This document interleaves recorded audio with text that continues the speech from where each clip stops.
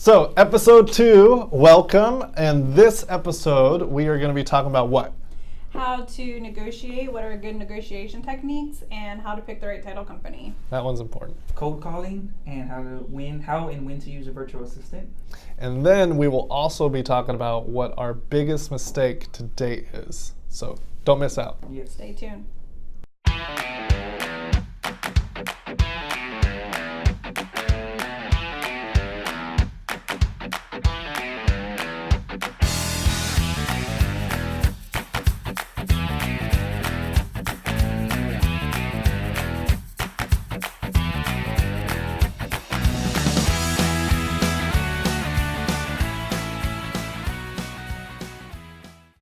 All right, so we are in episode 2 of the Ask Wholesale show.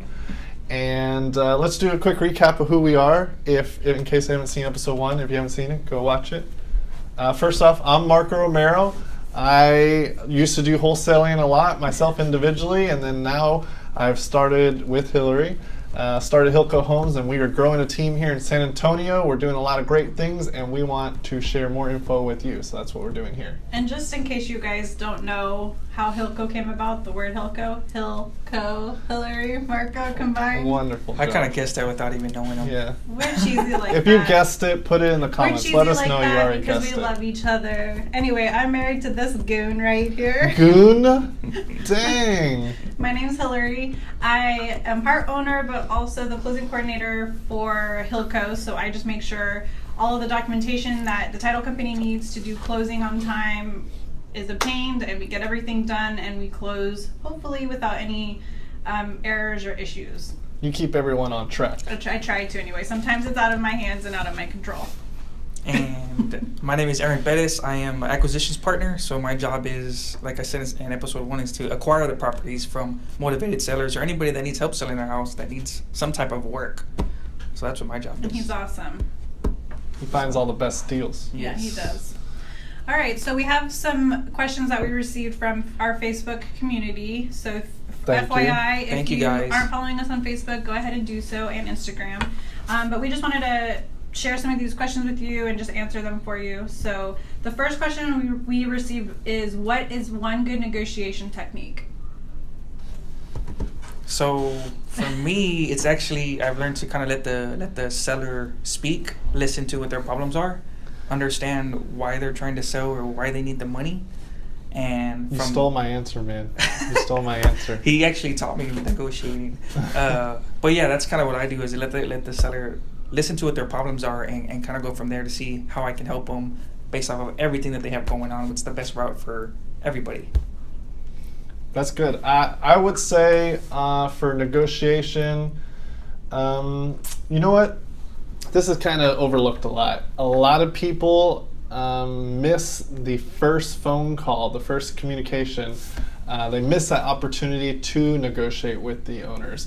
A lot of people will do what Aaron says, and they'll just kind of talk, and they'll build rapport, and they'll listen, those type of things, but they never really get down to numbers, and that's a missed opportunity. Every conversation you have with the seller, and this applies to the buyers and the investors as well, is an opportunity to move the ball in the direction that you need to move it towards. It's a negotiation opportunity. So in that first phone call, make sure that you walk away from that phone call with 2 components. The first one is that the owner needs to know what your number is, what number you need to purchase the property for. And then the second thing is you need to know what the owner's number is, what they're thinking they want for the property. And what this will do is not only give you the insight of how hot this lead is, this is a priority, we're really close on numbers, or we're really far, I'm going to put this in a follow-up sequence, but also psychologically for the seller.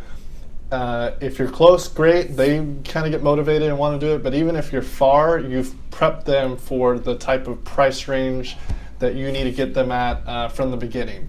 So every conversation moving forward from there has a context built into it. So don't miss the first phone call as a negotiation opportunity.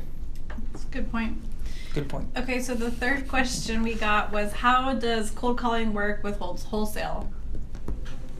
So cold calling, I actually started doing cold calling about a month ago. Do you like it?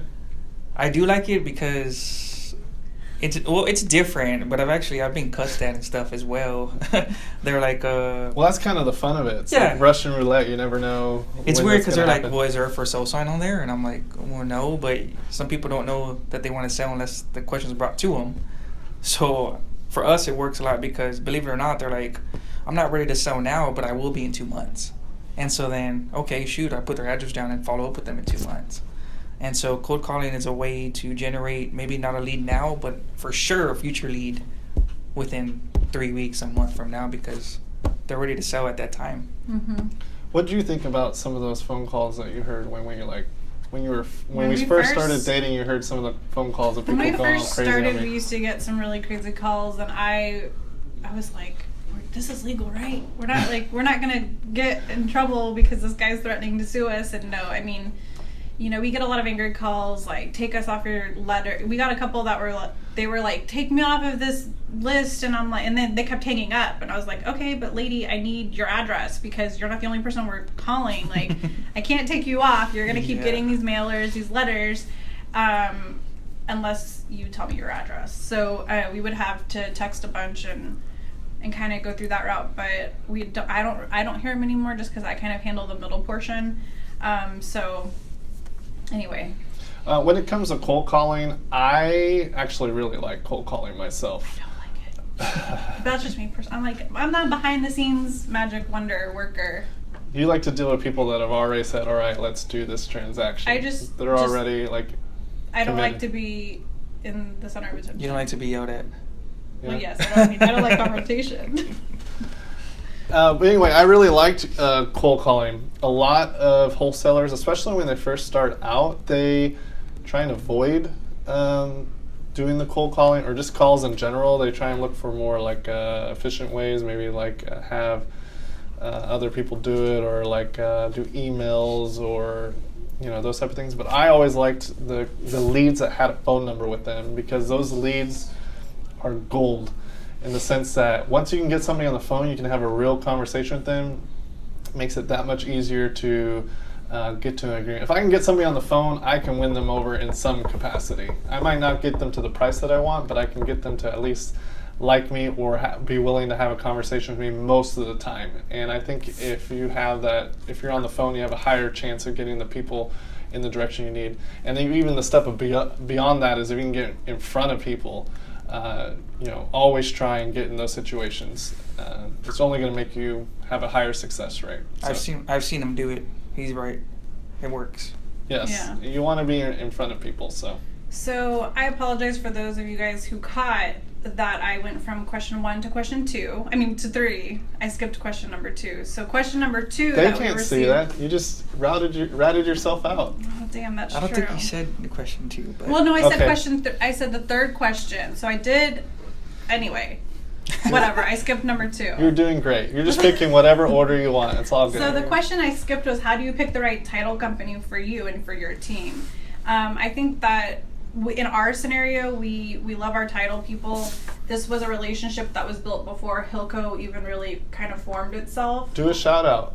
Our shout out is Alamo Title. We love our Dee Dee Jackson, Lindsay Gleason, Lisa Cortez, and Carissa Salcedo, I think. Oh, you were on Soldano. our till the end. Soldano. Krista, we Carissa, apologize. we love you, and we appreciate all your help.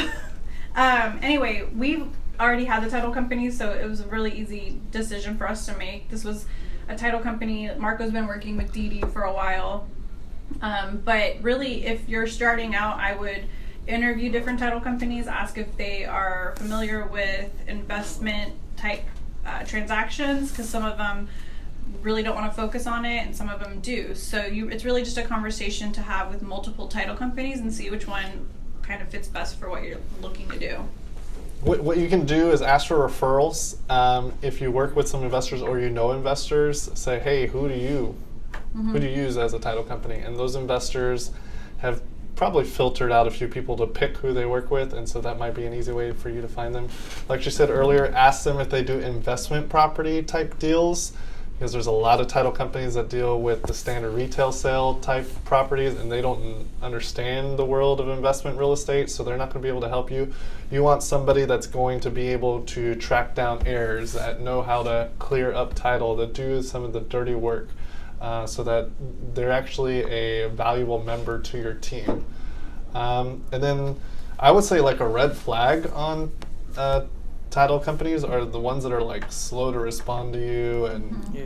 like, so what are some of the pet peeves you have when it comes to I really do. Well, since I have to communicate with the title company a lot, and that's primarily my job in this company, if you don't respond or give me updates and I'm always constantly asking you for updates, I have no problem with being annoying. I will email you every day if I feel like you're not listening or responding.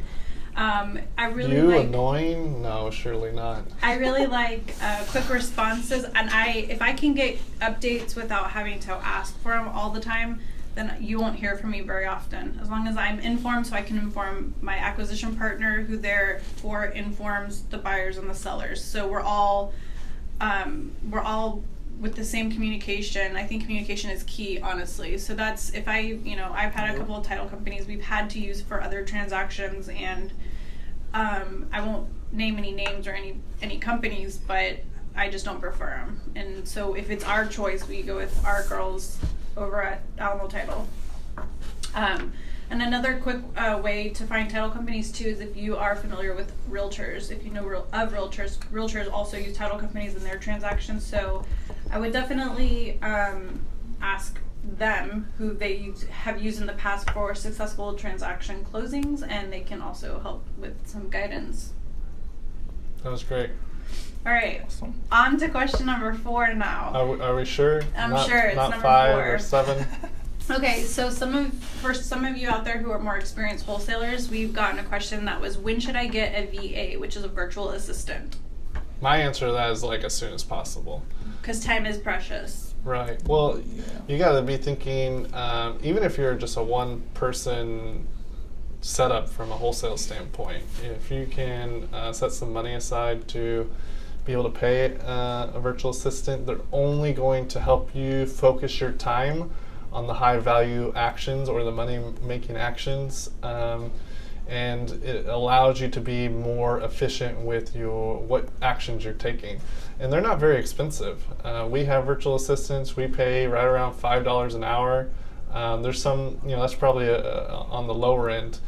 But if you can find somebody, you don't even have to have them full time. You can have somebody like 2 hours a day, 5 days a week, and something that you can easily afford and really has some added benefits. Mm-hmm. How do y'all use our VA? Well, first of all, we love our VA. She's awesome. I wish we could clone her and have multiple VAs. But how do we use her? If there's tasks we need to do in our CRM or reminders, follow-ups, we kind of reach out to her. She can get all of that taken care of for us, so we don't have to spend time really going in there doing a lot of data entry. She's wonderful with that, but she also likes to send out all of our blasts to all of our investor networks. Our email blasts. Our email blast distribution list. So if you want to get on that, let us know. We need your name and your email. Yeah, message on this video. Message We'll us on put this you. video. We'll put you on there. You can see our properties. We always have properties coming in, and she's the one who basically sends out those email blasts that you see. If you are on our list, she's the one who does that. So she really helps out on a lot of the tedious stuff that's just really time consuming. It's not super hard to do, but we'd rather have our people doing what they're focusing on, so we can keep closing and getting more deals. Another thing she does too is she helps with mailers. So if a mailer goes out and somebody does want to sell their home, they actually contact her first to see if it's even worth pursuing. And then if it's a good lead, she will send it to us, which is acquisition partners, and then we start working it. Right, that's a good point. So it kind of helps us to we don't have to answer those phone calls. She's already doing it because it allows us to kind of keep working whatever leads we already have that are good leads. And it just Yeah, she really just saves filters time. out. She filters out all of the leads that just aren't going to work out. Right. So it saves a lot of our acquisition partners time from wasting time on the wrong leads, people that are definitely not interested in selling their property. The curious from the serious. Yeah, I like that. Yeah. Curious from the serious. We need to That's- have some that's what she a does. graphic come up for that. That's That's great. awesome. Okay, so then our last question for this episode 2, is what is your biggest mistake to date regarding wholesaling? I have a huge mistake. Those are the best ones. Let's hear it. Still dealing with it. So it was one of my like first or second deals that I had got contracted.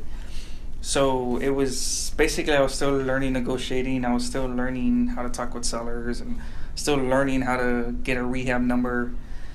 Anyways, I made an offer to someone at a very high price. Well, I wouldn't say very high, but it was high for this particular property.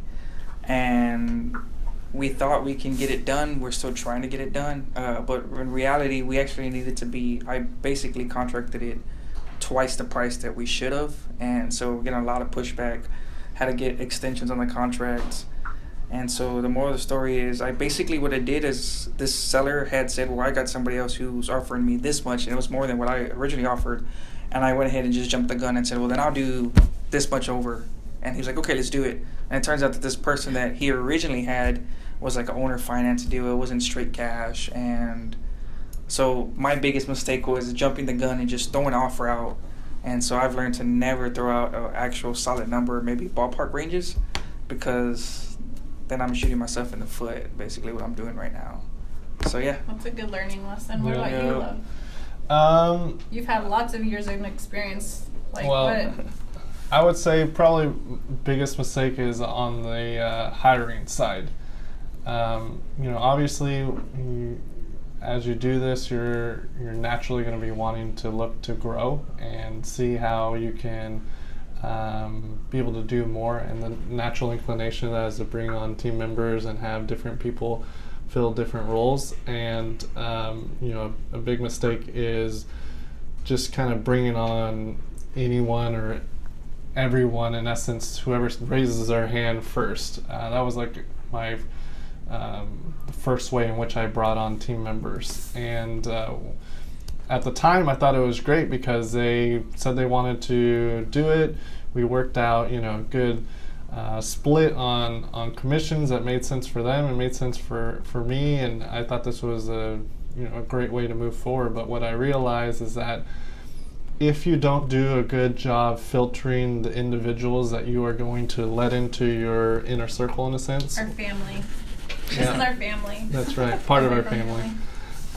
Then you'll put all this time, all this energy, all this, blood, sweat, and tears. And if a person doesn't want to become better themselves or put in the hard work themselves, there's no words that you can give to that individual to change them. And if you spend all this time, all this energy, and you pour giving to try and grow that individual, and it doesn't work out, you lose out on all that time, all that effort, plus the emotional burden of like, why didn't it work out, and you question yourself. So the learning lesson there has not just let anyone in, be selective with the individuals that you want to help grow and train, especially if you have a lot of the knowledge and experience and value to give, and make it to where they'll value it. Make sure you pick people that will value the value that you're giving, and so you don't waste time and energy. What was that term you were saying the other day? Which one? Hire slow. Yeah, hire. Well, this is pretty common saying. Make sure you hire slow but fire quick, so that you're only letting the good people in. You're filtering, and they get in.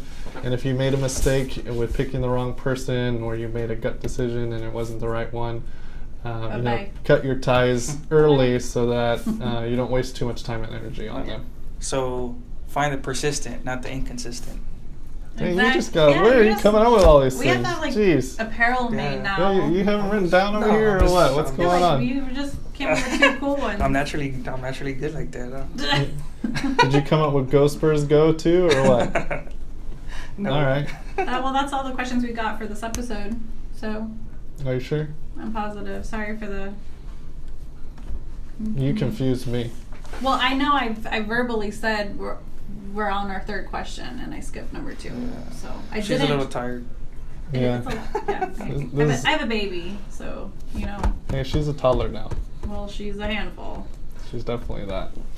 Well, thank you very much for joining us. We're glad to go over these questions. We wanted to share information, so make sure that you like.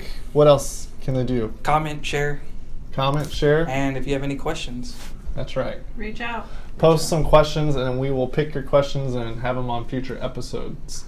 So until next time, Bye. Thank Bye. you. thank you.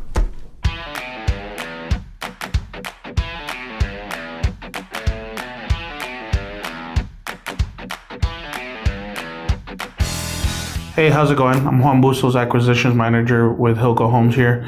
And what we are is basically just a wholesale company. And we're looking for quality individuals to join the team. And I wanted to give you a little bit of a background as to why I joined and why I'm still continuing to on this path with Hilco. A couple of years ago, I wanted to get into real estate. I had no idea what I was doing. I had no clue how to even start. And I reached out to my partner, Marco, and we started working together. All I did was ask for some advice, and his willingness to help and guide me was a huge help throughout this entire process. And we kind of forged that into a partnership. We started bringing on some more people, and I went from trying to negotiate $1,000 deal to trying to negotiate 56 units, which is going to be one of our biggest deals if we can lock it down and get it done. A couple of years ago, I would have never even thought about trying to negotiate 56 units. But with the teamwork and guidance that I received at Hilco from Marco, from the other team members, I'm able to even contemplate that, and that's growth right there just by being part of a team. Because we don't just want to have individuals be acquisitions or sales or whatever it may be. We want people to grow into investors. We want people to grow as people so that they can accomplish what their goals are. So if you want to join us, if this is where you think this is going to be a good fit for you, reach out to us on Facebook, inbox us, email us, whatever it may be, and we'll get you started on the hiring process.